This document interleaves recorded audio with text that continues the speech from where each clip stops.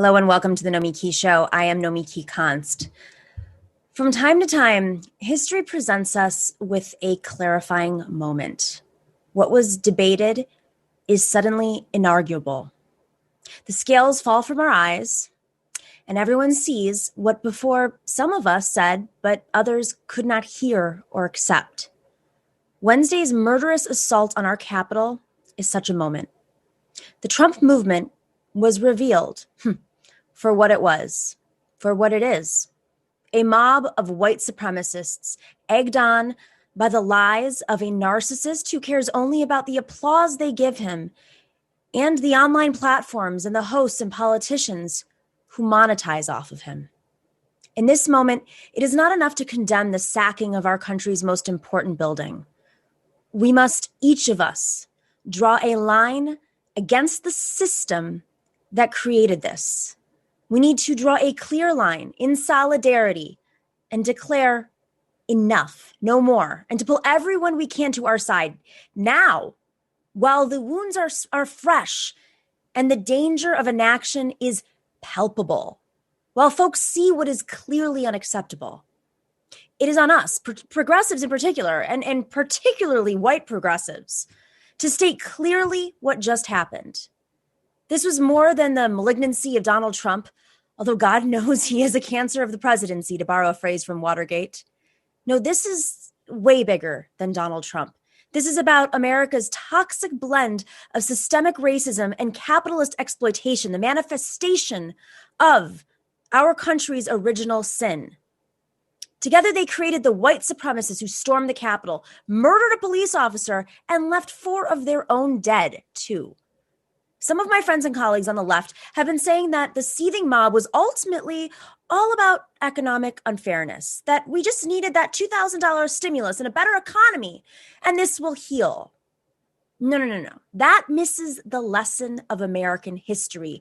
Racism is so intertwined with our unfair economic system that we cannot repair one without healing both. You cannot band-aid 300 years of systemic racism with a stimulus check. Racism isn't just our original sin. It is the wedge that exploiters have used for 2 centuries to divide working people by the color of their skin in our country. Those insurrectionists with their Confederate flags and "Don't Tread on Me" banners, they were playing out one of America's original racist tropes. It is the one that has been used all through our history to divide us when we should have been uniting. Elon Musk is the world's richest man today after a record year of his profits during COVID, as everyone suffers while the rest of America, white and black, got screwed, got sick, died, was not protected. Yet this crew took their battle flags to Capitol Hill to make one last stand. We can't leave it on the shoulders of our black sisters and brothers anymore to call this crap out. And I'm going to say it. We have to do it, to speak out in ways that some white folks may only hear from us, beyond showing up at demonstrations or hashtags. And if that means calling up or even calling out white allies or potential allies, then so be it. We all know that there is no negotiating with terrorists. Well, these are our domestic terrorists, and they need to be cut out like a cancer.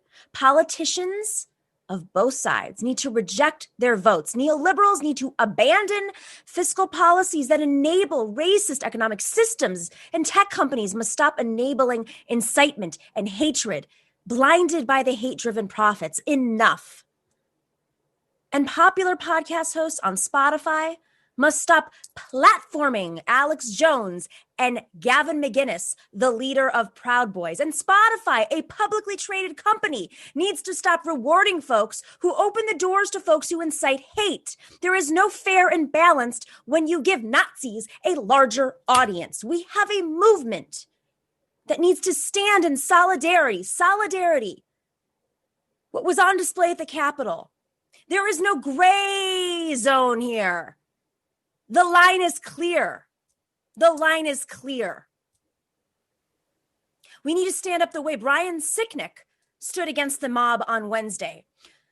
He was an Iraq war veteran who in 2004 opposed the re-election of George W. Bush. He couldn't stand the imperialist violence. After service as a staff sergeant in the New Jersey Air National Guard, Brian became a Capitol Police officer. On Wednesday afternoon, he tried to stop this angry, armed mob surging through the Capitol. And while he was engaging the insurrectionists, someone cracked a fire extinguisher against his skull. He died at the hospital the next day, yesterday.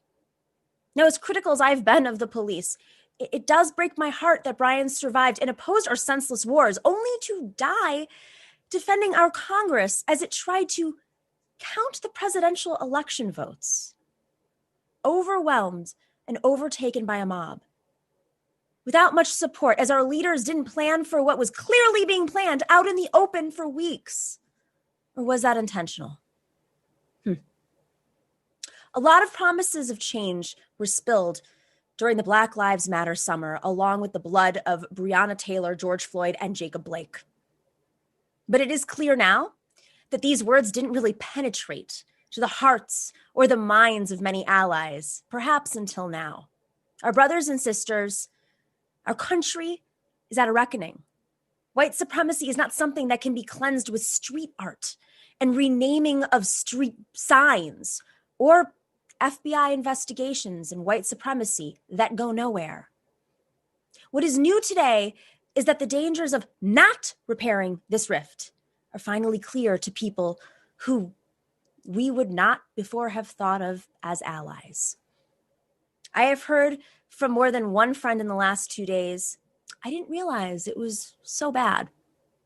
Even after the hundreds of videos of police shooting people of color, even after Charlottesville, the Proud Boys attacks, the militia organizing to kidnap Governor Whitmore, the Oklahoma City bombing. Well, now you know. What's more, now everyone knows. The whole world knows. Oxygen is cracked through Mitch McConnell's corporate lobbyist echo chamber.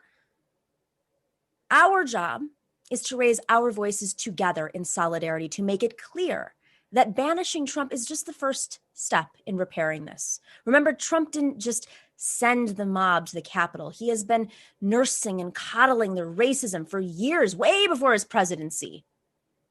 Just a few days before this infamy, Trump vetoed a defense spending bill because at long last, it allowed the names of renegade Confederate soldiers to be stripped off of American military bases. That veto is the kind of fuel Trump was pouring on the fire before Wednesday. But he didn't start the fire. But we need to put it out for good now. Many, many people are suddenly appalled. It is our job to get them to convert their disgust and in some cases embarrassment into support for the work that needs to be done. Joe Biden is in a tough place with the tiniest of margins in Congress. He must take major actions, and we must insist on it. No more compromises, no more handshake deals with shaky characters who have one foot on the soulless racial pandering of the right. The message is clear. There is no economic justice without racial justice and no racial justice without economic justice, as Martin Luther King Jr. told us 3/4 of a century ago. So find all those suddenly shaken Americans, whether it is your Republican-leaning aunt or a member of the National Association of Manufacturers. Find them. Talk to them. Don't let them off the hook with words. This is the moment they may actually hear you. Speak for the most vulnerable in our society. As Thomas Paine once said, and we know too well, these are the times that try men's souls. The time for action and solidarity is now. Speaking of solidarity, we have probably the expert on solidarity. Jane McAlevey is here to talk about organizing with unions and how we get progress moving in the Biden administration. And then later we have Francesca Fiorentini. She is joining our show for a lively conversation about what's going down on the left and why it actually matters to call it out now. We actually have to start thinking about solidarity, and that's what this show is about. So stick around. We'll be right back with the one and only Jane McAlevey.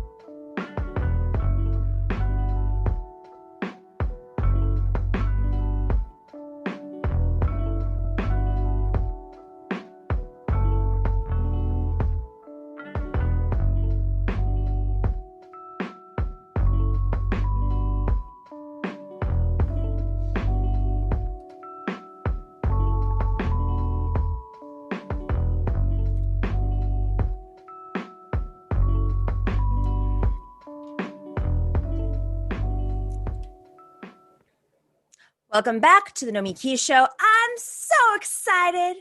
It's Friday, and one of my favorite guests is on today. I'm so excited. Jane McAlevey is not only an organizer, an author, and a scholar. She is the author of Raising Expectations and Raising Hell, My Decade Fighting for the Labor Movement. Also the author of No Shortcuts, Organizing for Power in the New Gilded Age, and A Collective Bargain, Unions Organizing in the Fight for Democracy. She works as a strike correspondent for The Nation. She's the National Deputy Director for Strategic Campaigns on Healthcare. Oh, that's important. All of these important things that she's been doing. The list goes on and on. Jane, you are what we need right now. I am ready to go to church. Please. We've been advocating on our show, but I just read you and I just regurgitate it. No. So now we're going to the source.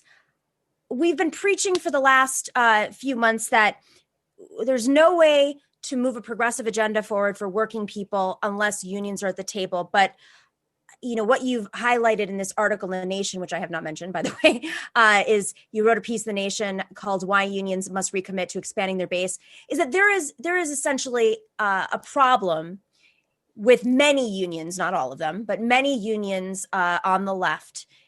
In terms of how they understand power, right? And how they deal with power. And this is the moment where we actually have to push the pressure points of the Biden administration. And it feels like unions are the only way to do so. But if they're not unified, then how do we do this? So first off, thanks for joining.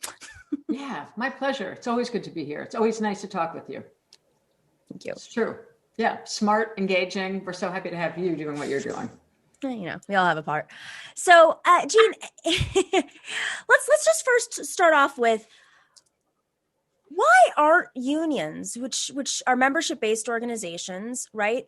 Trade unions, why don't they have the ability to really pressure the administrations, the recent Democratic administrations, the way that they were maybe 4 decades ago? Boy, we could be here for 10 weeks. But, you know, seriously, but there's so much to say about that. But in short, it starts with one, they're weaker. We're weaker, right? I mean, frankly, it isn't just us. It's all of the progressive forces, civil rights, I mean, all of it, right? It's like every institution in this country is, sadly, every institution that matters for progressive politics has been bludgeoned for 40 to 50 years, depending on the institution, right? So I think the context is every progressive sort of sector, the traditional Black church, the traditional civil rights movement, the traditional labor movement, the women's movement, however you define that, you know, I mean, every institution, and there's lots of academic literature, for whatever it's worth, about just like the state of like civil society, which this week, even saying those words, is like, we're discussing the Confederacy. We'll get there in a minute. But like before the events of this week, or before even the last few years, meaning let's just go back to Obama for a minute, right? Like suspend reality for just a minute.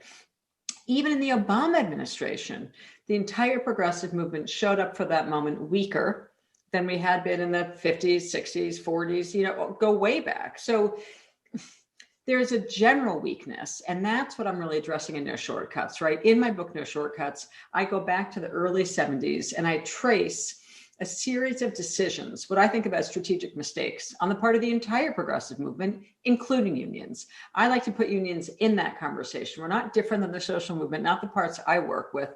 We are part of a broader social movement, all of which has been desperately, horribly, deliberately weakened by neoliberalism, right? That's what the rise of neoliberalism was. Budget cuts, austerity, hacking, state budgets, federal budgets, all of it. So unions show up to the table weaker because everybody's weaker. But we also know that unions have had they've been a particular obsession and focus for good reason on the part of the organized right. And that focus was a right wing that better understands than the Democratic Party. There's a lot of things, sadly, that they understand better. But in particular, it's like the right wing, the Koch brothers, the well-funded right wing, understood that to take down the regulatory apparatus of the United States, they had to first take down unions. So unions were like the center of the bullseye of the institutional organizations to take down for the last 40 to 50 years. And that is essentially what I outlined in No Shortcuts, which was like a PhD dissertation. So they come to it weak. And then there's all of the, again, not unique to unions, but we're going to focus on them, right, I think. But then there's all of the sort of internal self-inflicted wounds that as our movements get weaker, they're so good at doing to ourselves. It's just got to end. It's like it way got to end, because we are not going to be able to put pressure in this moment on this administration unless we figure out how to, like, as I say in the article, stop running with scissors and start figuring out that solidarity and putting pressure on this new crew that's making so many bad appointments already. But anyway, like, it's going to take serious work for us to sort of even just make sure that the money that we need to end COVID and to keep people alive and housed, that's going to be a war in like the first 100 days, I think. So, everyone comes to this moment weaker, and we need to be a lot stronger. And Georgia just pointed the way for us, along with some other, bases among the progressive institutions. I want to ask a question, but you talk about scissors. What do you mean by that? Like not running with scissors? Yeah. Well, I mean, just, I wrote the article several weeks back, right? Because it was going in the print edition. And of course, they announced yesterday the labor secretary pick, which was had not been announced when I was working on that most recent piece.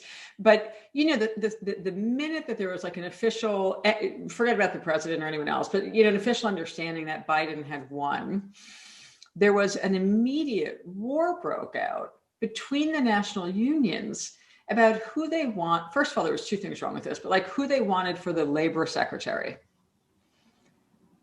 I was critical several weeks back in a different article saying, why are our ambitions so low? Do you think that the business community wakes up and says, all they're worried about is who can they get for the SEC position or for commerce? No, they're worried about stacking every single appointment in the entire administration. They don't just carve out and say, oh, we're just going to worry about one little sector of power. Like I kept saying, for example, someone else I know that you've had on your show, and why not? I kept saying that, the head of the flight attendants union, that Sarah Nelson, people kept saying, she should be labor secretary. And, in little social media banter, I kept saying, no, she should be the transportation secretary. She should be frickin' transportation secretary. Like, you mean not Pete Buttigieg? Right? Like that. What the hell? It's like tone deaf. We think so small because we're used to losing so often. And it's not having ambition. One of my first book was called Raising Expectations, like what organizers do. Like, we have to raise our expectations, and Georgia helps us do that, despite the Confederacy marching in the Capitol, despite everything else.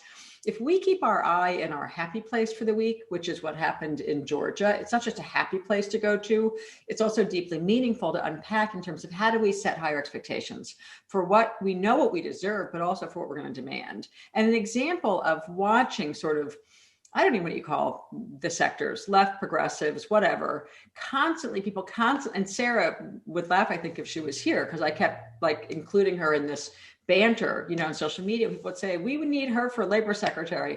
And I would respond to every person and say, God darn it, we need her for transportation secretary. Like, there's plenty of people to fill in for labor secretary, right? But she's like, literally, like, why don't we think of her as someone who's in charge of logistics for the world, which would be so much more important? Actually, it would be in some ways, right? Given for the labor movement, even like if we could get one pick, I might have taken that one, or education, right? But instead so don't run with scissors was like the demands were so small already that a fight broke out about who should be labor secretary. So one, the national labor movement was not fighting about transport, education, commerce, all the rest of it. They were focused on one like teeny little part of the federal government, an important one, but they're all really important. And then secondly, they just began to fight. Like there was no thought that we could even like fight behind the scenes, maybe, you know what I mean? People just began fighting openly, and they were fighting openly about essentially, initially, honestly, even though one of them is different than the other two, but like three different white men, right? Which is right. Marty Walsh, the former mayor of Boston, or current mayor of Boston, comes out of the building trades. Andy Levin, my former boss at the AFL-CIO, who's the congressperson now in Michigan. And then, of course, Bernie Sanders. And I remember thinking early on, I thought Bernie could do some other stuff.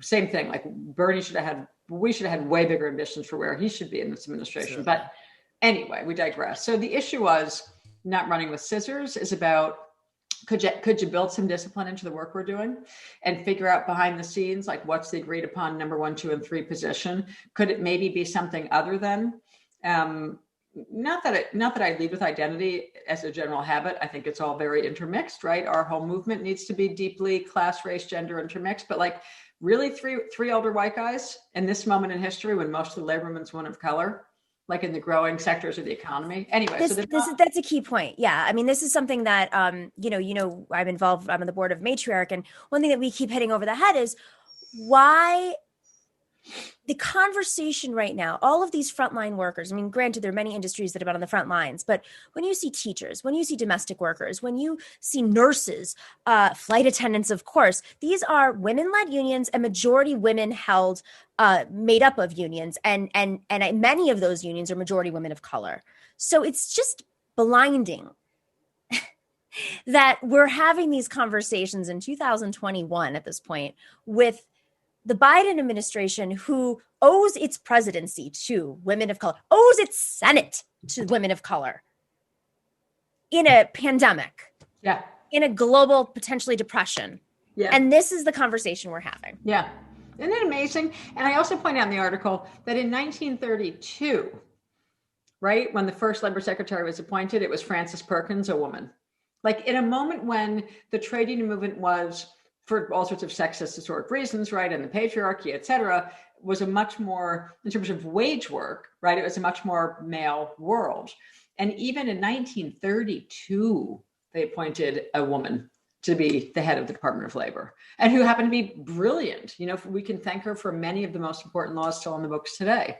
So it just seemed like an ambitionless moment to me to have labor leaders running around lining up which union would back which of those 3 guys was just sort of like, oh, really, folks, can't we do better than this? It's a labor movement so beaten down that its own expectations for what it deserves are so small. And I think that's how, as a labor organizer, that is how you meet. That's like the first. It's why my first book is called Raising Expectations, literally. Which I remember, like Verso and publishers and people saying, "What does that even mean?" And I would say the first job of an organizer is to like raise individual workers' expectations, and then collectively that they deserve more than a crap quality of life that they've been handed by neoliberalism. Because people get so beaten down individually, they think, oh, if I can just hang on to my job, if I can just get a small raise, if I can just get and that's, so there's a problem with individual workers being beaten down in this country. And then depending on the kind of worker, really beaten down. And there's a problem with the whole movement's expectations of what we deserve and what we can demand. And I, for one, am sick and tired of small demands. Like, this is the moment to rip it up and say, we're starting again, like at many levels. And if we don't start with that kind of ambition, with big vision and big ambition, we're not going to get very far. And then we have to pair that with very real strategy in the field. There you go. Because there is strategy. Like, there are ways that we know how to win. And Georgia just showed it to us again, that we did not win Georgia between November and January 5th. We didn't even win it. And then people are like, oh, Stacey Abrams. It's like, it didn't even start with Stacey, though. I'm so thankful for her role in the work in Georgia of lifting up voter suppression. But there's been an army of people on the ground all across Georgia building a real, what we call base expansion, right? That's like the title of my article. Like, people don't even know what base expansion means. That's where we're going out and knocking on doors of people who are not involved in anything anyone's doing and beginning to engage them in rebuilding small d democracy. That is the work right now. And Georgia just stands out as this beacon of hope. And I've been saying to people for the last couple of days, I want to look at Georgia and the extraordinary base expansion work done there, and a movement that was ready and capable. I mean, if you ask folks in Georgia, did they understand the day before the official presidential election back in November that the weight of the entire country was going to be on their one state, right? If they did not already have a really extraordinary ground level grassroots organizing infrastructure, they couldn't have walked into the moment that they ran into like firefighters and saved the rest of us. You know what I mean? So literally the presidency and the Senate. Yes. But here's the thing that tying this into the Democratic Party. I mean, I've made a good chunk of my last 10 years of my life assessing the Democratic Party to my own disdain. Um, God bless wasted you. time. Sorry. No, wasted time. May the goddess bless you. Yes. But it's no secret that the Democrats sucked money away from state parties and local organizing, but it was simultaneously happening. It didn't happen just over the Obama years. It started back late 70s. But simultaneously, this was happening as unions were being, they were declaring war. The Koch brothers were declaring war on unions. And, the way that I see, so we had the House for 30 years until, was it 94? We lost the House. That to me is a response to the Democratic Party and unions being disconnected, not just from each other strategically, because union members were purged from the Democratic Party membership, but also with the grassroots. And so when you don't have unions organizing and recruiting, and I mean, when I was a kid, I used to make phone calls at union halls. I don't even know if people do that anymore for their local candidates. And I'd stuff envelopes. I mean, this is a different era, but it's just the Democratic Party used to always be hand in hand, recruiting candidates, recruiting staff, organizing, training in every single city in the country. And I feel like it's a shame that there's people have to take it upon themselves, like they did in Georgia, and fundraise for their local county party or local group to make phone calls and register voters. And that's what the Democratic Party used to be, in conjunction with unions. Yeah. So with that, my big takeaway from this and question is, why is union leadership so afraid right now? I mean, I understand that they've been under attack, but we've got a Democratic president. I mean, this is the time to move. So where's the fear here? You know what the fear is? The fear is the piece that I focused on, which is confusing access with power. And that's a fundamental error of judgment that many make, but unions make it more, because in a beaten down progressive movement, outside of a handful of, Warnocks, frankly, like top Black church leaders in the sort of legacy civil rights movement, outside of a handful of key actors in the civil rights movement institutionally, I don't mean really individually, institutionally, the labor movement is still the most powerful movement within the progressive tent. As beaten down as we are, we still have more access and more power and more money. And so what happens, and it really was a huge mistake under the Obama administration, is that the minute that Obama won, he turned around and basically said to the entire labor movement, and to every progressive group, by the way, Valerie Jarrett, I'm sorry, but playing the role that she played in the early years of Obama, I mean, talk about someone who was enforcing discipline like an enforcer. Jarrett basically said to many people I know very closely, you can test us in public, you will never even attend a meeting. You won't be invited to the lowest level meeting in the history of the White House. You will be out. And so there was it was so intense the first year, how strongly they said to people, you will get in relationship to how nice you are to us in public, basically. You will not contest the Barack Obama administration in public. That was super strong and enforced. And when people crossed it, they cut them off. They cut them out of meetings, they cut it. And part of what I say in the article is, who gives a crap, really? Because the two institutions that won big under Obama were the two sectors of the progressive movement who said, we don't care. We're not going to do being nice to you, playing behind the scenes, backroom deal making, thinking that we're important because we're showing up in our suits to your meetings at the White House and to your cocktail parties. We don't care. We're out to win. That was the LGBT community and the immigrants' rights community.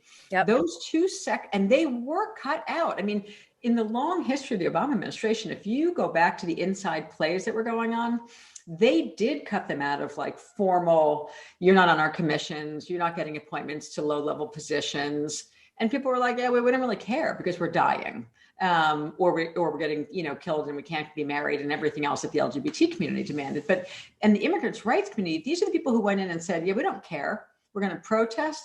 We're going to occupy. We're going to demand. We're going to go after you to hold you accountable to our base. And they got the biggest gains in that 8-year period. And that's the lesson I'm trying to lift up in the article, is that we're not going to win things by being nice to the Biden people. We're going to win things by actually out-organizing them, building power, showing power, and getting back to the work the way we know how to do it, which is holding politicians accountable. That's like, to me, that's the first thing I learned as a young trade union organizer coming out of a very smart, very good union that I didn't realize how good and smart we were way back in the day when I was a lot younger. The very first thing I learned and the very first thing I was taught was, when we elect a politician, the first thing we do is put a test in front of them to hold them accountable to that demand. Because we need to teach a lesson to them early on that we have power and we are not going to just acquiesce to you. That's like the opposite of what the national trade union movement is doing right now. So, the longer I live, the more I realize my very first experiences were so good in terms of getting strategy right. Now you got to have an organization strong enough to actually hold them accountable. But if the labor movement, if even like the 8 unions that are the ones that I call still trying, I would say there's the labor movement, and then there's the 8 unions that are still trying. If even just those 8 would agree on strategy, we could seriously hold the Biden administration accountable to a set of demands that workers and the working class are desperate for in the United States. I couldn't agree more. I mean, we've broken this down with different experts in the last few weeks, saying, even though unions are weaker than they've ever been, even though there are good unions and mediocre unions and definitely some bad unions, the good ones, if they just got on the same page and pressured them, there's so much at stake that Biden, he owes everything to labor at this point. And also he has to do something. The moment is the crisis. It's not the movement that has the leverage. It's the moment that has the leverage. So, with that being said, for those of us who don't have, in the audience, who don't have experience in unions, how do we reform from within? How do we make the leadership more accountable to its members so that they're actually taking those moves? Yeah, two things and 2 examples.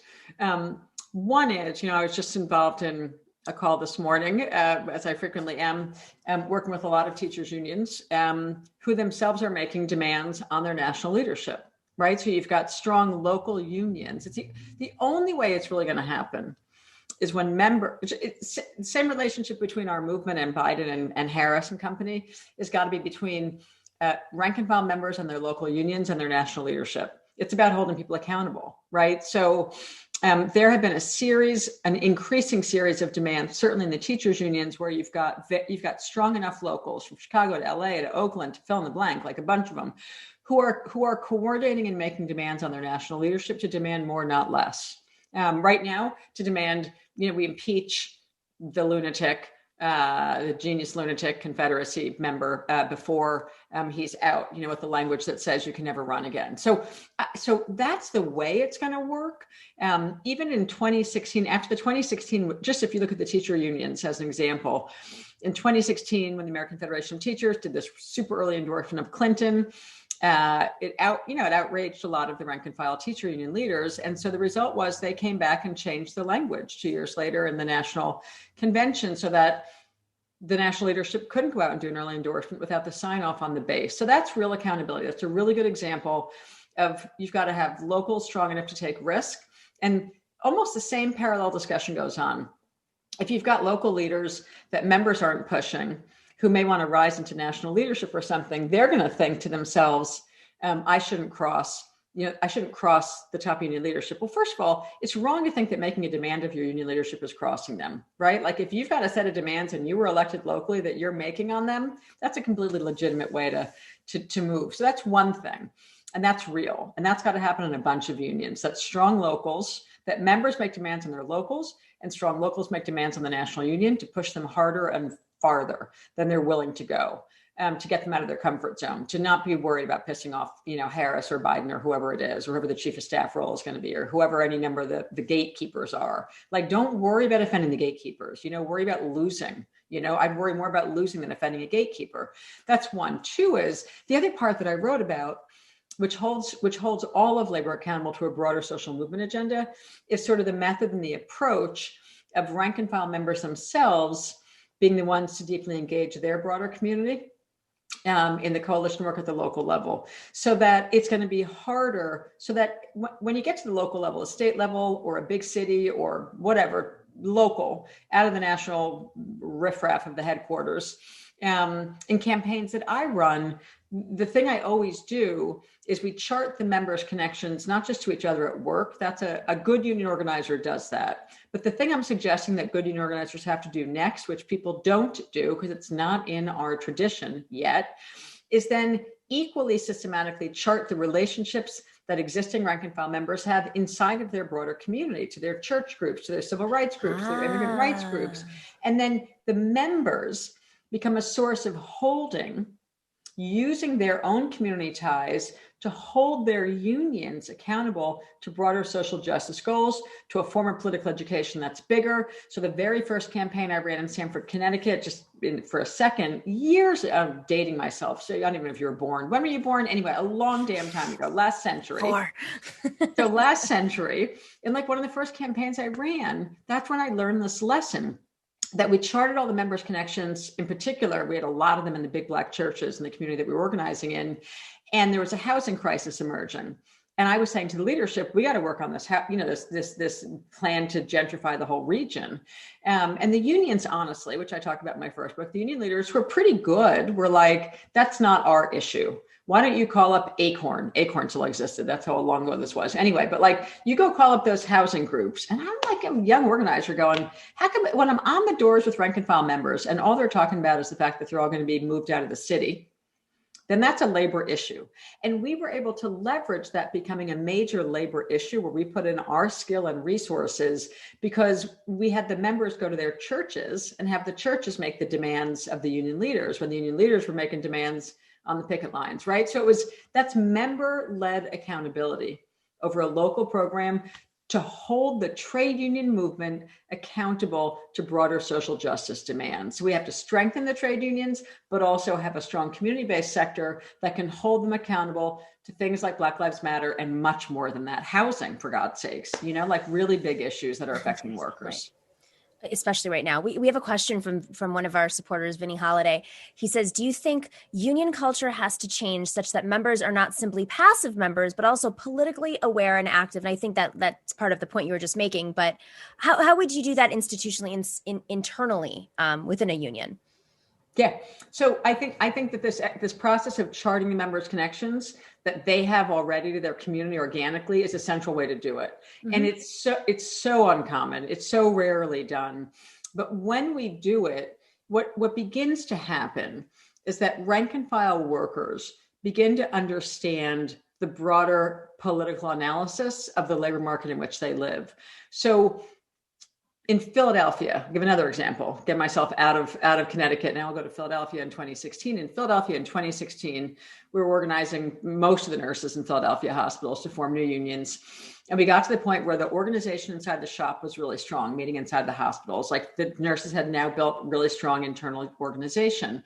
And we still didn't have enough power at the bargaining table to win yet. Like we needed more power than we had. So then we went into phase 2, which was controversial. We did it. It always is when I'm leading it, but the members like it. So that's good enough for me. The members like it. We began to chart all their connections to, Black churches and all the places that they already had connections in their community. And when we began to sort of show a power structure analysis of Greater Philadelphia to a room of 300 newly organized rank and file nurse leaders across 7 hospitals, and we began to show, so your CEO is in a relationship to this set of power players in the city, but you're the leader of your 3 biggest, most powerful Black churches that just hosted Hillary Clinton, Barack Obama, fill in the blank. It was 2016, right? Everyone's coming to Philadelphia. But we began to show in simple maps the relationship between their hospital CEOs and how political power was working in Philadelphia. Those nurses' political education was rocked in a way it never really had been. And they were all the first to say it. So part of what I say in the article is we have to build stronger, more resilient communities. And the labor movement needs to see part of its job as doing that And the method to do it is this thing I call comprehensive charting, where you go from charting workplace connections to charting our connections to the community through the lives of the rank and file. Because if you, let's acknowledge what a worker is going to say. It's going to be hard to go up against your union leadership if you're one rank and file worker. But what we did in Connecticut 30 whatever years ago, just about, is I understood that. I had been saying to the union leadership, we need to work on this housing fight, gentrification, bulldoze all the housing. And the leaders were resisting. So we got some people who had more power than either me as an organizer or the rank and file leaders as individuals. We had them quietly working the very powerful Black church leadership in that city. And then they went to the union leaders and said, you want us to help you on these organizing drives and on these strikes and picket lines and budget fights? We're down for that. And we need you in turn to have us, to be with us in stopping the gentrification of the city. And we rose to that moment, right? So it's for each worker, even in a local fight, it's about thinking about that power analysis and who can you bring along with you to make the demands of your leadership, who, not just members, that's first and foremost, but then who else can you bring along that's going to help move the local union leadership, just like we need to bring those players into debates with the national union leadership to move people on a broader agenda. That's a social justice agenda that's going to build a stronger, more vibrant, politically educated team of voters going to the polls in the next election. Like that is what we need in this country desperately. And what I love about that is you reminding people of the power that they already have. I think a lot of folks feel hopeless in these moments of crisis. And then when you start to break it down, you think, oh, no, I've got a whole community here. And they have my back because they have a stake at the table as well. We have a question real quick before we wrap up. I love talking power with you because people ask tough questions about power and don't have an opportunity. It's great. So Columbia McAlevey, and I apologize if I didn't say your name right, says, respect to you. Hope to attend your strike school. Are you doing another strike school? Another strike school. Yeah, we haven't announced a date yet, May or June, though. People should be looking for like a May, June. Perfect. I will be at that. What are your thoughts on using Pelosi's reelection to speakership as leverage for a strategy? And of course, this is sort of an evolution, a smart question though, evolution out of this big Medicare for All debacle that happened on the podcast Left, I'll say. Yeah. And I have to be honest, I've only been on the margins of watching that debate a little bit. So you're fine. I'm glad you were on the margins. Worrying about Georgia turnout was more important anyway. Yeah, it was, wasn't it? Interesting. I think there's a couple of things to the degree that I finally had to say to some people, what is this fight going on? Anyway, so without getting into it, I will say, as someone who talks a lot about what we call structure tests, that part of how we know when we're ready to win is that structure test can reveal for us, are we capable of winning? What I try to counsel people not to do are structure tests that reveal our weakness, which that's profound. Do all the time. Like go on out there and yell about something and demand some vote when the point of what organizers call real structure tests are we do escalating actions where we begin to understand how close are we to having enough power to win. I hate, and here's the union example. Unions do this all the time. They'll say, Fridays are going to be a red t-shirt day. Teacher unions do this, or a lot of unions do it. Friday, every week, every Friday, you come, you get your orientation, you've been hired at some job or something, and they're like, oh, by the way, and every Friday we ask everyone to wear their union shirt, to work. And then the first thing I say to people is, that's interesting. What do you do to make sure that everyone actually is wearing the union shirt? And they're like, well, we just asked them. I'm like, okay, well, that's great. So how many are actually wearing the shirt that you've declared to the employer? Friday is union logo day. And you have like 2% of the workers wearing it. So what are you telegraphing to the boss? That you have no organization, no loyalty, and no structure inside the workplace. Don't do it. So that's my indirect way of saying we only should be calling for things. I feel like we're better off doing the work that builds our power so that when we make a move, that's a really significant move, we're going to win. I don't just go on strike because I'm pissed off at the boss and feel like I'm going on strike today. I'm not going to have workers go on strike until we have a credible understanding that the level of organization and unity and power built is going to give us a fair shot at winning that fight. So I'm more interested in what's the hard work we have to do to get to the point where we can actually really win the fight. Now, yes, there's some whole debate about there once in a while, we need to force a vote, whatever. But generally speaking, it's not my bias at all. My bias is, why reveal weakness when what we should be doing is building our strength? And not only that, I mean, historically, this would be very dangerous. If we were not in this era, it would actually, at least directly, not like through policies and lack of response to Medicare for all or whatever, it would actually kill people. Directly. Yeah, absolutely. So to me, it's, again, to the degree that I was frittering around the edges of listening to some of that stuff, I just think, I mostly think that there aren't enough people in the sort of self-declared left who have ever had to put their something on the line, arses on the line, in a win-lose contestation, and be held accountable to what the outcome was and what the implications of that outcome were. So for those of us who actually take on really hard fights that have really huge consequences regularly, where 10, 20,000, 100,000, 400,000 people's lives are on the line going into a strike, for example, or a big union election, we're not doing that unless we think we had a reasonable chance to win. That's right. Period, right? Winning matters. And I feel like there's this weird weakness in the US left or the US progressive movement, whereby focusing a lot on winning is like somehow something that we don't do. You know what I mean? And I always think our movements get bigger when we win. Georgia's victories are going to lead to other Southern states' movements believing that they can now win. When the Chicago teachers walked off the job in 2012, they single-handedly, through one huge strike, re-raised the expectations of the education sector that the strike can work again. And so we're having winning strikes again. People need to see people winning, and that then raises their expectation and inspires them. If you see people losing, it isn't very motivating. Hear, hear. Jane McAlevey took us to church today. I know you got to run. We love you. We hope to have you on again soon. Always a pleasure. Go check out her books. No Shortcuts, definitely a must read. All of her books, we'll put them in the info section. Happy New Year, by the way. Happy New Year. Really nice to see you. Keep up the good work. You too. You too. Thank you. Okay. All right. Before we go to a break, I should say, not go. Before we go to the next break, I want to give a shout out to our new moderator, Chuck Diesel. He saw me on clickbaity today. This morning, oh man, that was a hot morning. If you have not checked out, it's on the Ben Dixon Show channel. Clickbaity Thirst Trap. Clickbaity Thirst Trap. I always mess it up. We had an amazing morning. Go check it out. Check it out every day, but definitely check out today's show. I was honored to be their first white woman on. It was real fun. Really, really fun. That's why I'm all jazzed up today. I've had 32 cups of coffee because I was up early. All right, we'll be right back with Francesca Fiorentini.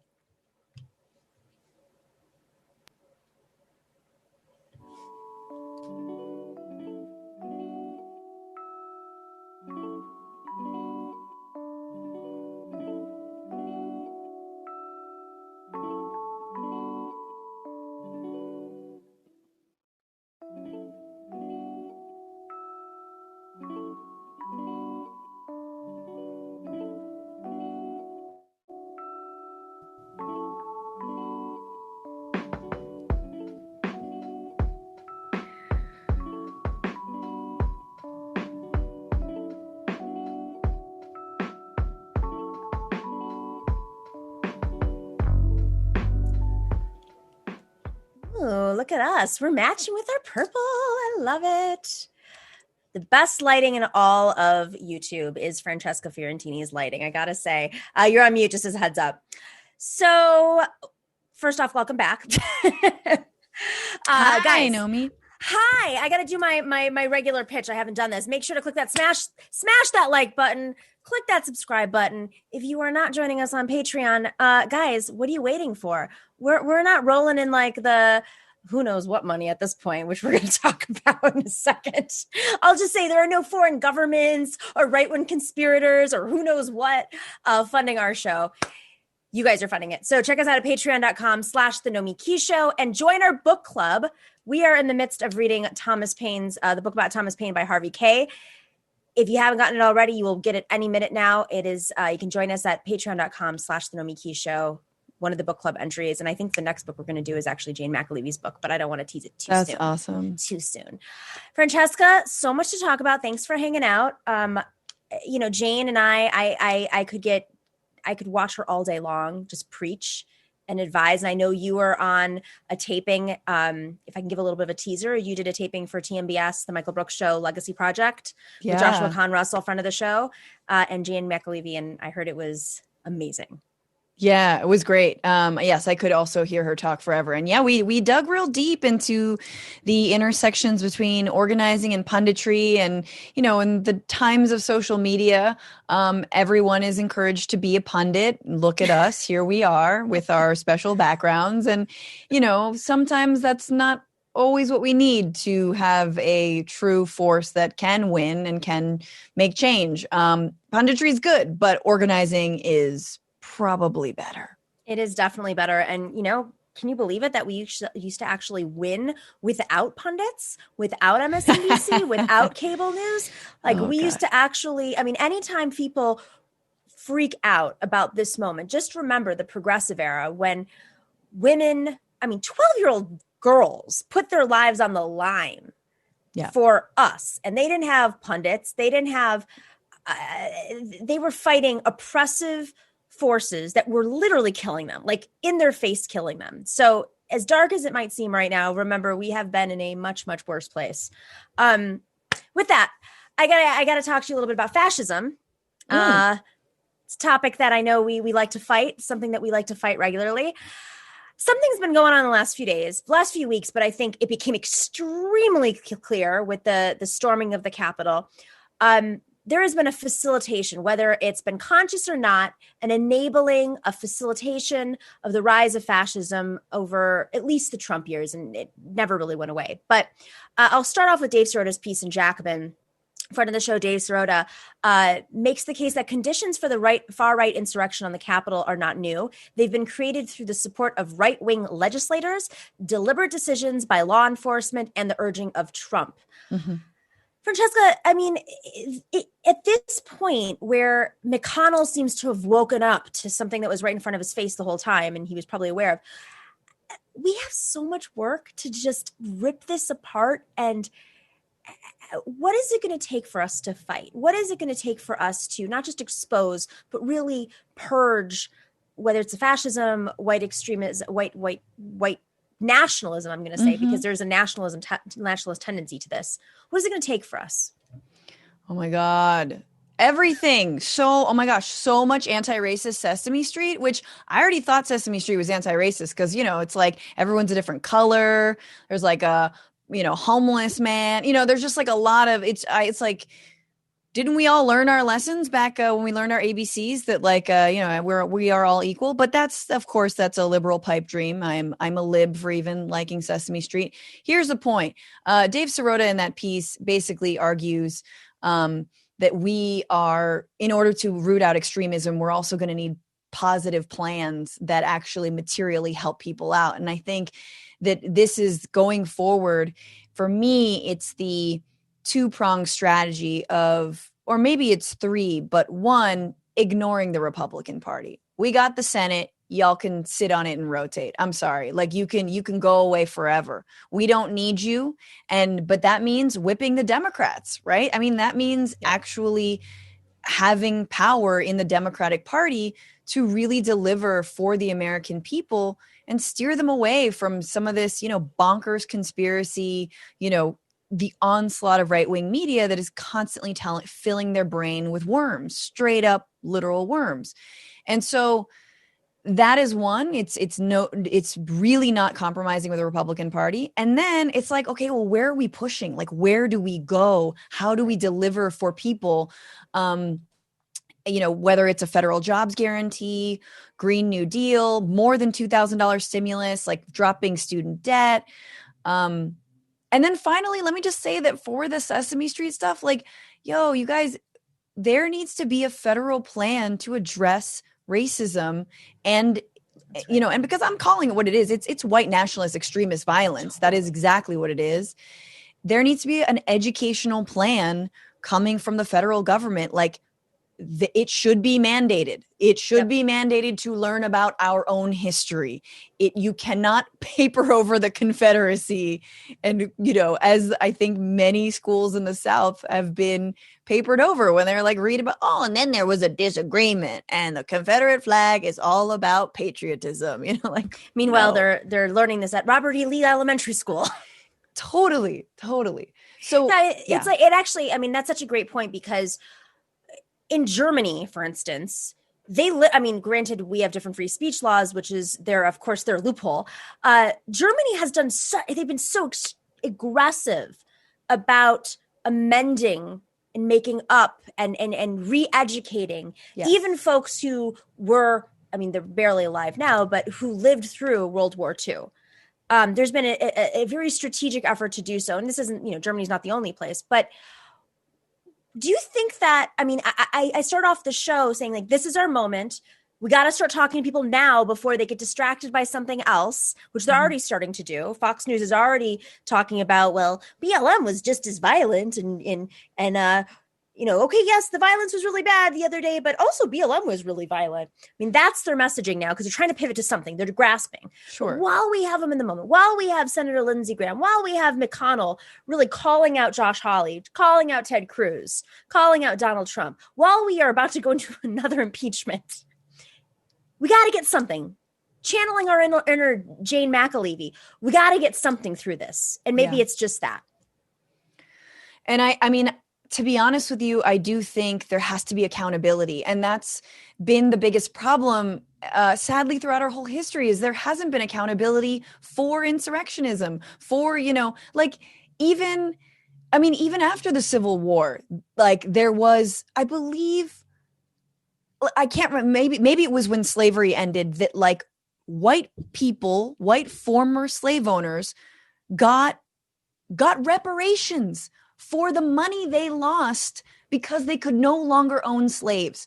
So that is the world we're in. And we started with that Reconstruction, right? When there were actually Black officials from the South elected to local and to federal government. And then, of course, there was an entire white backlash and they formed the KKK, et cetera. So, like, it is accountability. And for me, I don't see a difference between holding, never ever holding those former Confederate states accountable to what we just saw the other day. How are we holding Republican lawmakers who, I'm just going to say it, they're an insurrectionist party? Noam Chomsky called the Republican Party the greatest, the organization that poses the greatest threat to life on earth. Like, whether it's climate change, white nationalism, like, that's not hyperbole anymore. No.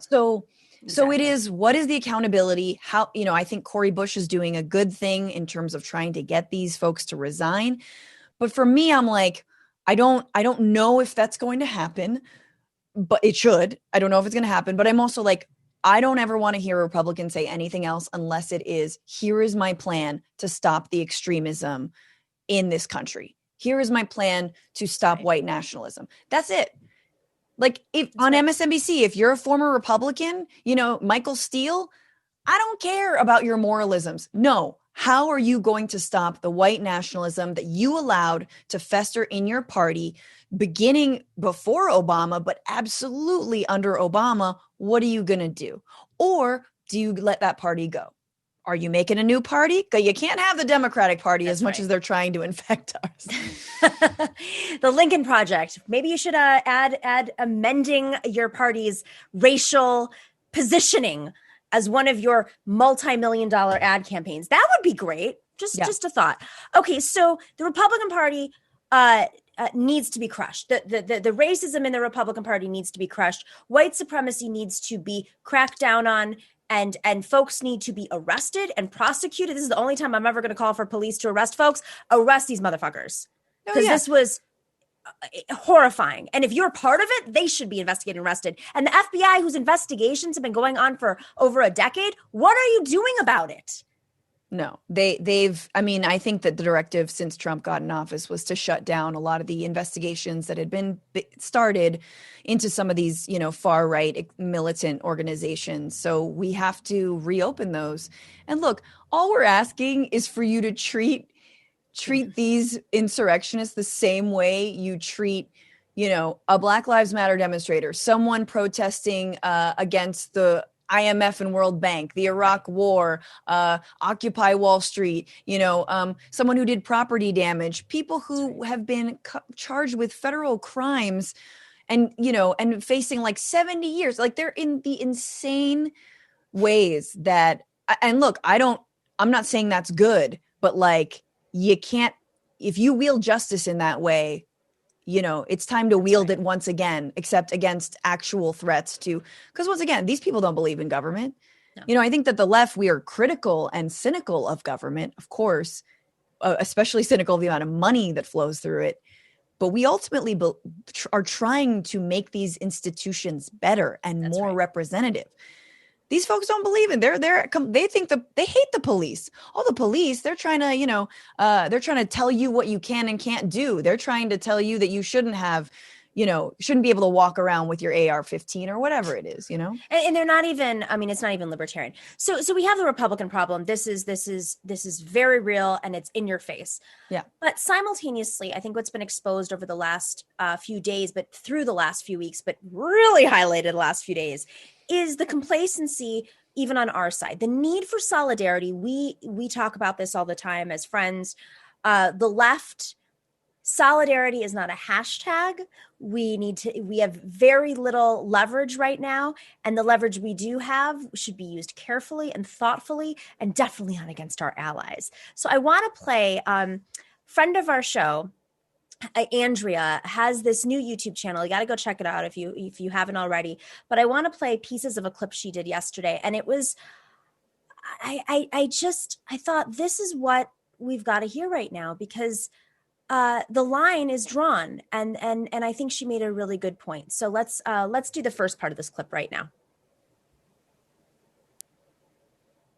These are fascists being funded by fascists to enable fascism.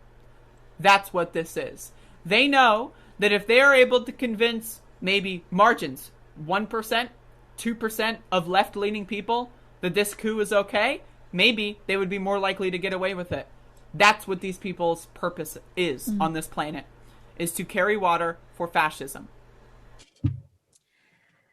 Let's dissect that real quick, because I think she's addressing folks who platform people who are frankly fascist, Gavin McInnes, whether it's Alex Jones, Gavin McInnes, or Gavin McInnes, or fascist lights, partner with them on stage and do world tours. Like, I'm on the left and they're on the right. Isn't this fun? But as far, or even further, leftists who don't speak out against this and maybe channel anger in these moments into different directions, or even worse, just straight up apologize for it. Mm-hmm.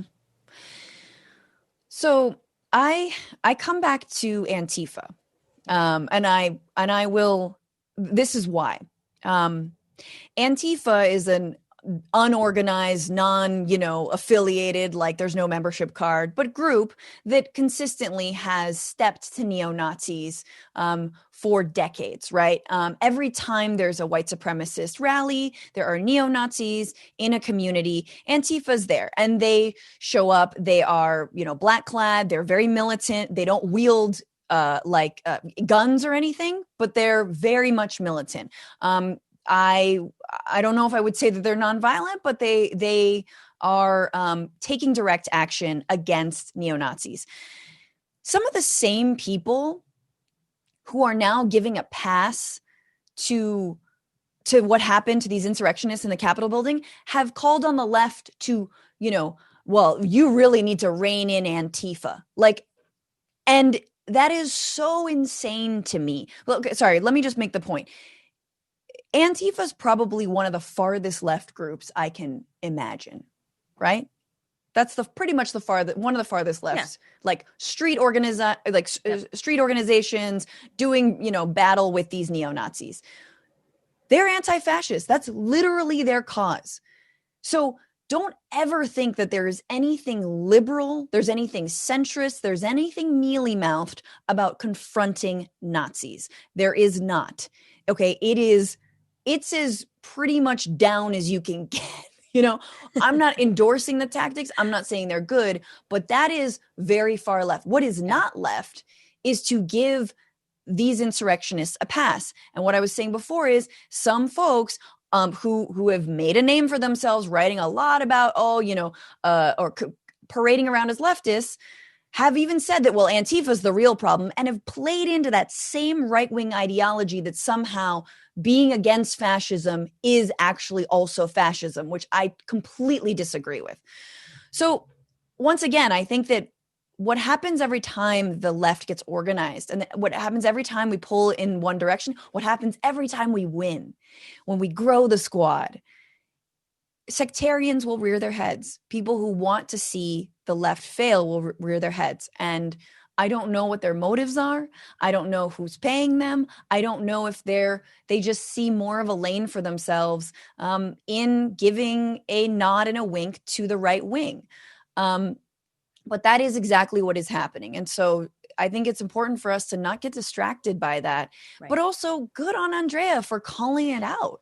Let's show the second part, because it's a perfect lead in what you said, that every time we win we get to this point, because she leans on history, and I believe that, I see the Antifa flag in the background. I believe that Andrea's there's no membership to Antifa, but she aligns with Antifa. So let's play the rest of the clip.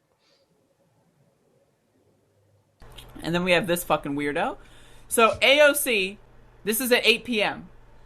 After pipe bombs were discovered at the U.S. Capitol, this dumb motherfucking fascist goon decided to mock AOC, who was currently at this point barricaded in an office, scared for her life, because Republicans, at the behest of some of the force the vote people, know that AOC is an enemy. AOC has higher name recognition in Republicans than she does in Democrats.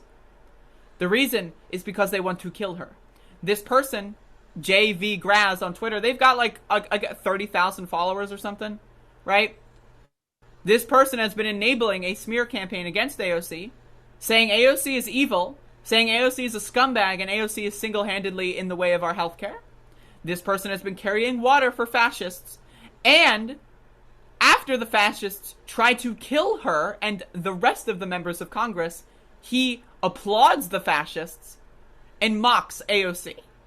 These are not leftists. These are not organizers. These are not socialists. These are not communists. These are not tankies.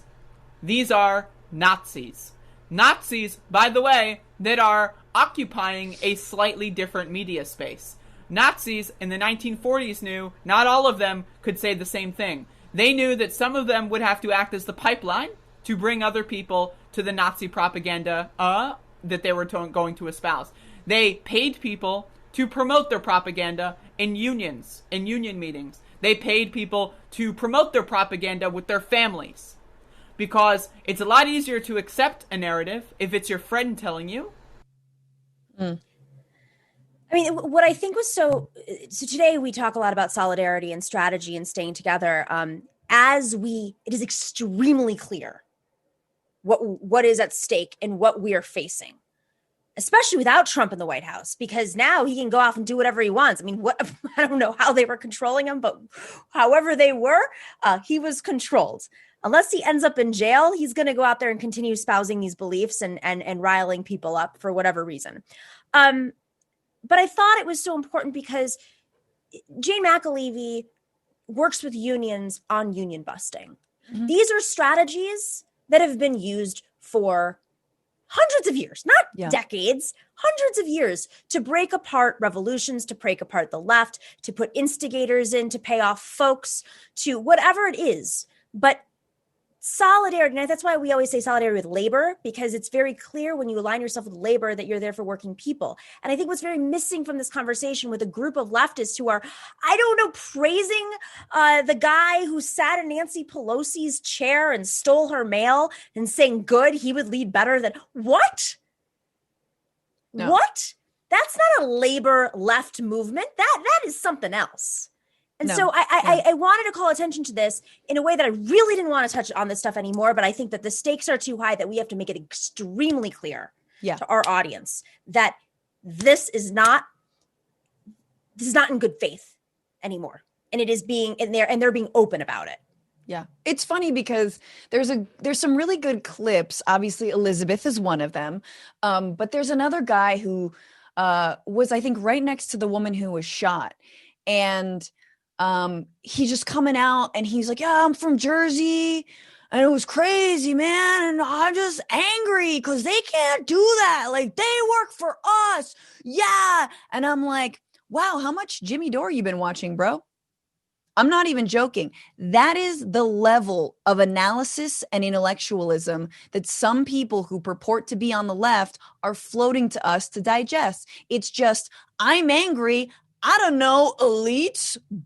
Like, it is so two-dimensional and so transparent and actually hella right-wing. Sorry. Yeah. And so you see some of the justification. These people don't have justification. They're solidly floating on a lie.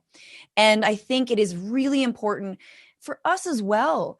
And I think, Nomiki, your show and I hope what I try to do is really bring criticism, critical thinking, nuance, be able to challenge one another, not without getting in a circular firing squad, without doing purity politics, really be able to understand the different shades of gray here.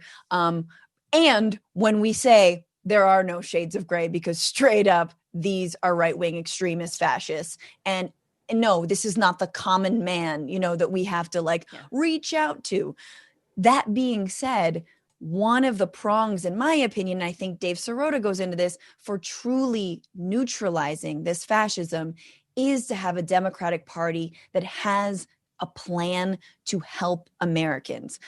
Just a concrete, no means tested, apply for blankety blankety blank. No, we need universal assistance. So once again, if it is Medicare for all, if it is a federal jobs program, if it is a full review of all of the police forces around this country to see where the ties to white nationalism has been and fire those people and make sure that they are never rehired once again. These are the efforts. It is radical AF to be against racism. Like I said, Antifa, you can't get more radical than that. What do they go against? Nazis. So yay, Andrea, yay, all of us who can be able to draw this line in the sand, man.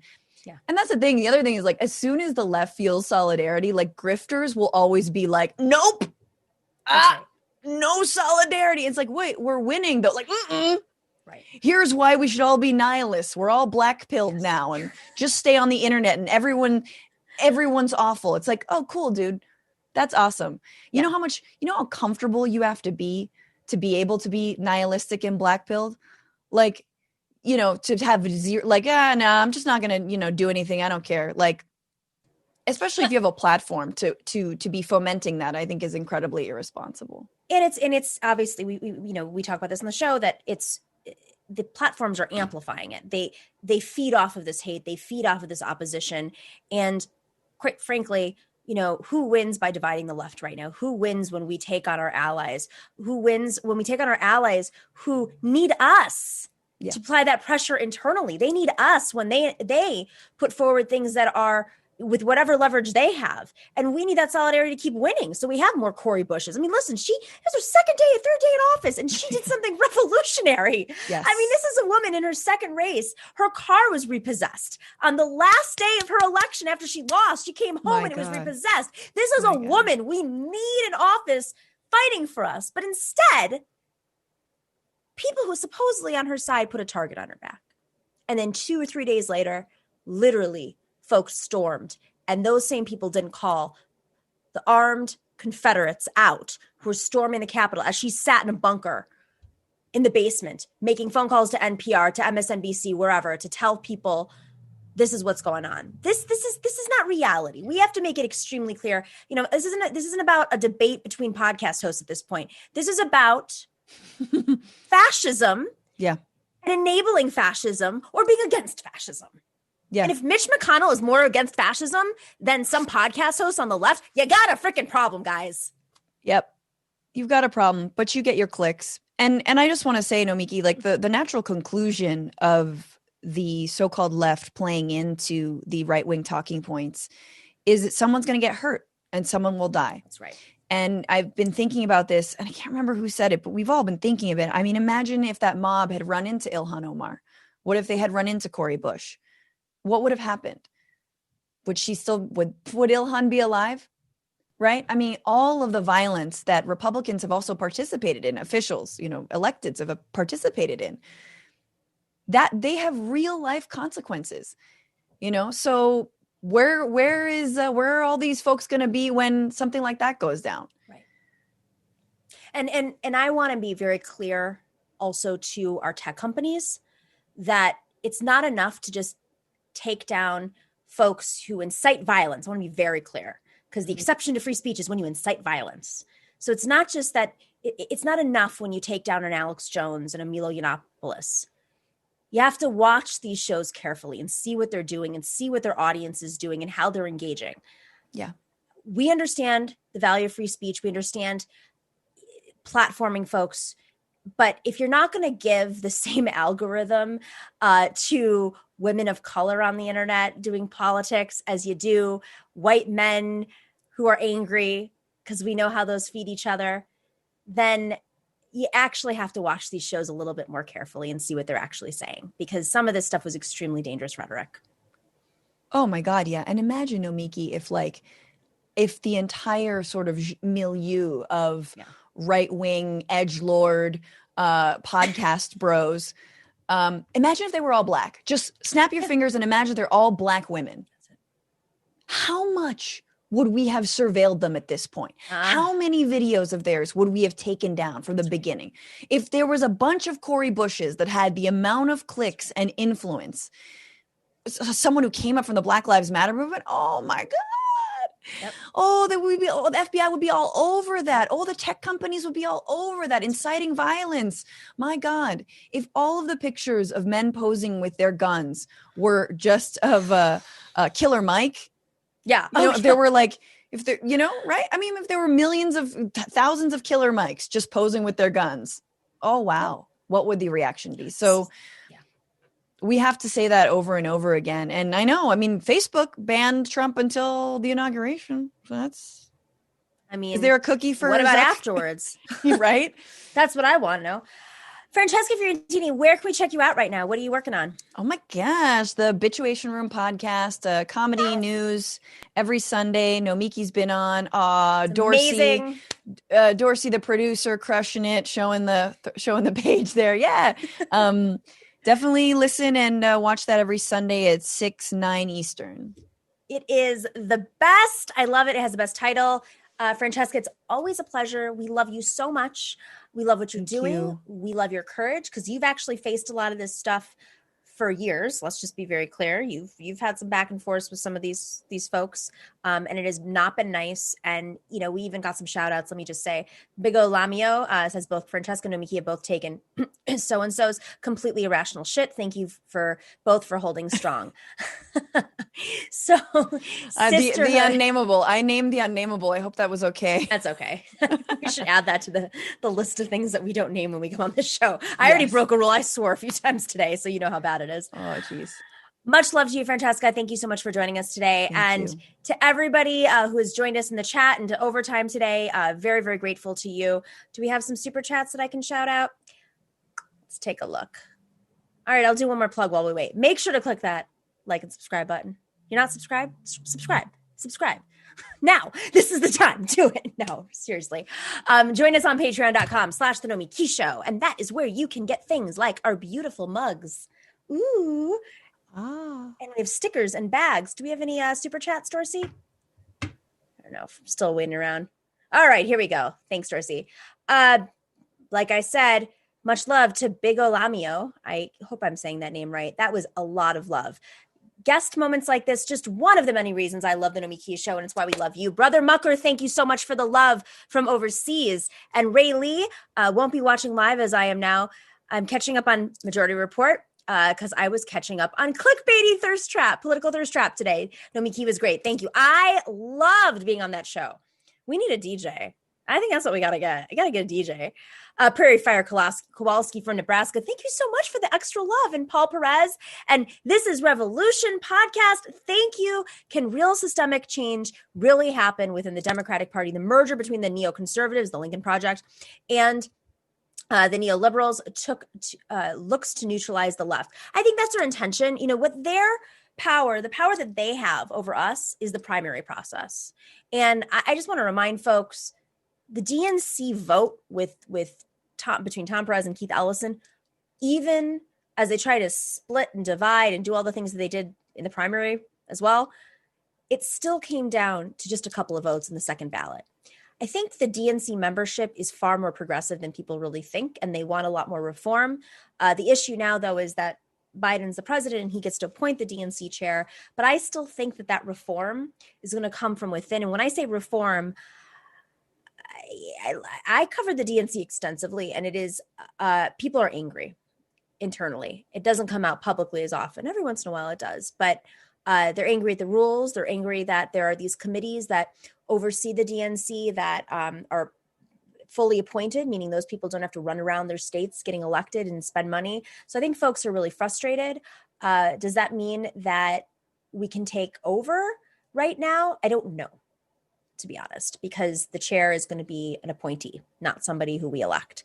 And at the end of the day, the power of the DNC really comes down to the chair. They can change anything. Kathy K, thank you for the love. Antonio Hobson, I just love what you're doing.